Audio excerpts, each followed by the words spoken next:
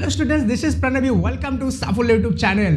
Students, তোমরা কি একটা জিনিস নোটিস করেছো যে যখন কোনো মানুষ ফেমাস হয়ে যায়, লাইক ফর এক্সাম্পল ধরে নাও ক্রিকেটাররা যখন খুব ফেমাস হয়ে যায়, তারা হঠাৎ করেই কিন্তু কিছু দিনের মধ্যে ইংলিশে স্পিকিং করতে শিখে যায়, যদিও তারা তাদের ব্যাকগ্রাউন্ডে কোনো রকম কোনো ইংলিশ স্কুলে পড়ে না অথবা সেরকম কোনো ইংলিশের কোর্স নেয় না, তবুও তারা কিভাবে শিখে যায় কয়েকদিনের মধ্যে ইংলিশ স্পিকিং। হ্যাঁ স্টুডেন্টস, তোমরা ঠিকই ধরেছো, তাদের জন্য থাকে এক্সপার্ট টিচার, যারা তাদেরকে গাইড দেয় ইংলিশে স্পিকিং করা মাত্র কয়েকদিনে কিভাবে শেখা যায়। আর সেই সিক্রেট ট্রিকটার জন্য তারা কিন্তু 20 to 25K অর্থাৎ 20 থেকে 25,000 টাকা কিন্তু তারা নিয়ে নেয় শুধুমাত্র কিছুদিনের জন্য, যেটা সবার জন্য অ্যাফোর্ড করা পসিবল নয়।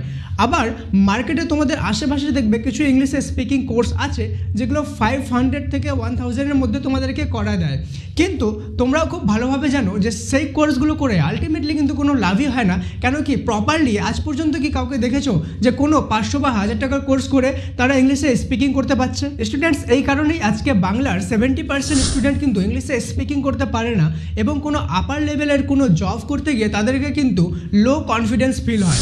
But don't worry students, Safalya is here. Safalya তোমাদের জন্য নিয়ে এলো ইংলিশ স্পিকিংয়ের 0 to hero master class.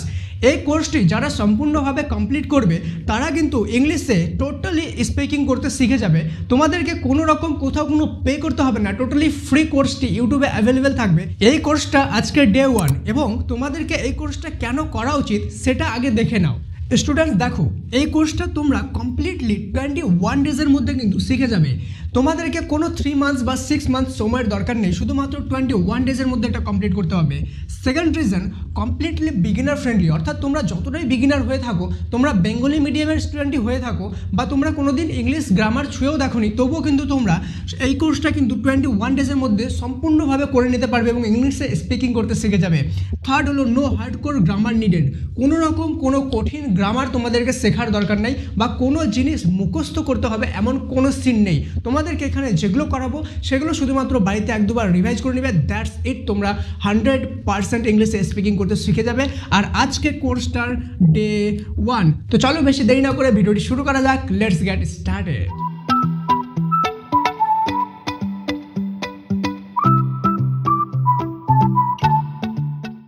Students, আজকে ডে 1-এ আমরা দেখব খুব সহজ পদ্ধতিতে কিভাবে আমরা সেন্টেন্স বানাতে পারি। আর এই সেন্টেন্সগুলো শেখার পরে তোমরা কিন্তু তোমাদের ফ্রেন্ড সার্কেলেও এই জিনিসগুলো অ্যাপ্লাই করবে, তাহলে তোমাদের প্র্যাকটিস হবে এবং লজ্জাবোধটা কেটে যাবে। মনে রাখবে, ইংলিশ স্পিকিংয়ের জন্য লজ্জাবোধটা কাটিয়ে ওঠা কিন্তু খুবই জরুরি, যেহেতু এটা একটা শুধুমাত্র ল্যাঙ্গুয়েজ, তাই লজ্জার কোনো মানে নেই এখানে, ওকে। এবং প্রাউডলি বলতে পারবে, কেন কি ইংলিশ একটা প্রাউডেরও বিষয়, তাই না? তো চলো সবার প্রথম সেন্টেন্সটা দেখে নিই। সবার প্রথমে যেটা বলা হয়েছে, লেটস গো টু প্লে, মানে চলো খেলা করতে যাই। প্লে মানে এখানে কি? প্লে মানে খেলা করা, তাই তো? আমরা কি দেখবো যে এই যে ভার্বটা আছে অর্থাৎ খেলা করা, এটাকে চেঞ্জ করে শুধুমাত্র বাকিটা সেম রাখবো, আমরা কিন্তু নতুন নতুন সেন্টেন্স তৈরি করতে পারবো। অর্থাৎ আমরা যদি বলতে চাই যে let's go to the market, তাহলে আমরা কি বললাম যে চলো কোথায় যাই? বাজারে যাই। তার মানে কি আমরা লেটস গো টু তো সেম রাখলাম, শুধুমাত্র এতটুকু চেঞ্জ করে দিলাম, এভাবে কী হয়ে গেল? নতুন সেন্টেন্স হয়ে গেল। তাহলে আমরা যদি এবারে বলতে চাই যে চলো আমরা স্কুলে যাই, তাহলে কি বলবো? Let's go to school, let's go to school, এভাবে। এবার আমরা যদি বলতে চাই যে চলো বাড়ি যাই, লেটস গো টু হোম, তাই না? এবার আমরা যদি বলি যে চলো খেতে যাই, ঠিক আছে, কোনো কিছু খেতে যাই, তাহলে আমরা কি বলবো? লেটস গো টু ইট। কি? লেটস গো টু ইট, খেতে যাই। ইট মানে কি? ইট মানে খাওয়া, তাই না? ইট মানে খাওয়া। এবার তোমরা বলবে স্যার এই যে প্লে, মার্কেট, স্কুল, এই যে ইট মানে যে খাওয়া, এই শব্দগুলো আমরা কীভাবে জানবো? আপকামিং যে ভিডিওসগুলো আসবে সেগুলোতে তোমাদেরকে শেখানো হবে এই যে ওয়ার্ডগুলো খুব সহজে কীভাবে শেখা যায়, কীভাবে মনে করা যায়, ওকে। তো don't worry, A to Z সব কিছু যেমন প্রমিস করা হয়েছে তোমাদের সব কিছু শেখানো হবে। পেশেন্সের সাথে সবগুলো ভিডিওস দেখবে এবং ফার্স্ট থেকে লাস্ট পর্যন্ত 21 ডেজ কিন্তু তোমরা ভালোভাবে কমপ্লিট করে নেবে, তাহলে লাইফ লং কিন্তু তোমাদের কোনো রকম কোনো সমস্যা হবে না ইংলিশ স্পিকিংয়ের জন্য, ঠিক আছে। সেমভাবে আমরা যদি বলতে চাই যে চলো মুভি দেখতে যাই, তো তার মানে কি লিখবো? Let's go to watch movie, তাই না? ওয়াচ মুভি দেখতে যাই। এবার আমরা যদি বলি যে চলো আমরা ঘুরতে যাই, তাই না? তার মানে আমরা কি বলবো এখানে? লেটস গো টু ট্রাভেল, তাই না? ট্রাভেল। তার মানে দেখতে পারলে কোনো রকম কোনো গ্রামার ছাড়াই কিন্তু আমরা একটা সেন্টেন্স যেটা ডেলি লাইফে ইম্পর্টেন্ট সেটা শিখে গেলাম। চলো আরেকটা সেন্টেন্স দেখে নিই যেটা খুবই ইম্পর্টেন্ট, আমাদের ডেলি লাইফে ইউজ হয়। তো স্টুডেন্টস সেকেন্ড সেন্টেন্স বানানোর যে টেকনিকটা সেটা হলো it's time two. It's time two, যদি আমি বলি it's time to read, read মানে কি আমরা সবাই জানি রিড মানে পড়া বা পড়াশুনো করা, তাই না? এখন সময় হলো কিসের? পড়াশুনো করার। It's time to read.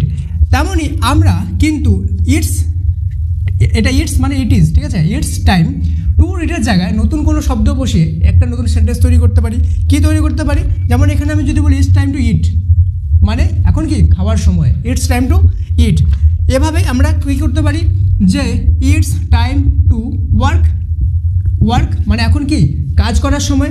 তেমনই আমরা যদি বলতে চাই যে এখন ভাববার সময়, ভাবা, ভাবা ইংলিশ কি? থিঙ্ক, থিঙ্ক মানে ভাবা। তাহলে আমরা এখানে কি লিখবো? ইটস টাইম টু কি লিখবো? থিঙ্ক, থিঙ্ক, তাই তো? It's time to think. তেমনই আমি যদি বলতে চাই মনে করো এখন হাঁটার সময়, হাঁটা ইংলিশ কি? ওয়াক। তাহলে আমি এখানে কি বলবো বলো, বলো বলো কেমন? ইটস টাইম টু, আমি কি বললাম? হাঁটা ইংলিশ ওয়াক। তাহলে কি বলবো? It's time to walk, walk, তাই তো? WALK, walk. এবার এখানে যদি বলি এখন যাওয়ার সময়, এখন যাওয়ার সময়, তাহলে আমরা কি বলবো?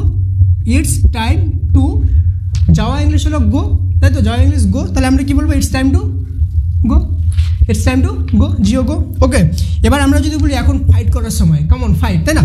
তাহলে আমরা কি বলবো? ইটস টাইম টু ফাইট, মানে মারপিট করা, তাই তো? বা যুদ্ধ করা। It's time to fight, FIGHT, fight. It's time to fight. এবার আমি যদি বলতে চাই যে এখন এক্সারসাইজ করার সময়, এক্সারসাইজের ইংলিশ তো এক্সারসাইজ, তাই তো? ব্যায়াম, বাংলাতে ব্যায়াম করা, তাই না? তাহলে আমরা কি বলবো? It's time two exercise, EXERCISE, exercise. It's time two exercise, ঠিক আছে? এরকম কিন্তু আরও অনেক শব্দ আছে যেগুলো তোমরা শুধুমাত্র এই শব্দটা চেঞ্জ করে, অর্থাৎ যে কাজটা সেই কাজটাকে চেঞ্জ করে কিন্তু তোমরা বানিয়ে নিতে পারবে। সেমভাবে এর আগে যেমন দেখলাম let's go to, let's go to, এবার তোমরা কোথায় যেতে চাও সেই শব্দটা চেঞ্জ করে কিন্তু তোমরা কী করতে পারবে? বানিয়ে নিতে পারবে। খুব সহজে একটা নতুন কি সেন্টেন্স বানিয়ে নিতে পারবে। তো আজকে ছিল ভিডিও ডে 1 এবং তোমরা এইগুলো জিনিস ভালোভাবে আরও বানানোর চেষ্টা করো বাড়িতে, প্লাস এগুলো ভালোভাবে কয়েকবার রিপিট করো, ফ্রেন্ডদের সামনে বলার চেষ্টা করো, তাহলে কিন্তু ধীরে ধীরে তোমাদের ইংলিশ স্পিকিংটা স্মুথ হয়ে যাবে। এবং সম্পূর্ণ কোর্সটা যারা করে নেবে তাদেরকে কিন্তু কোনো রকম কোনো ভোকাবুলারির প্রবলেম হবে না, সেন্টেন্সের প্রবলেম হবে না, টেন্সেরও প্রবলেম হবে না। সব খুব সহজ নিয়মে আমি তোমাদেরকে শিখিয়ে দেবো, এটা সাফল্য প্রমিস। তো স্টুডেন্টস দেখা হচ্ছে সেকেন্ড ভিডিওতে। Thank you so much, may God bless you all.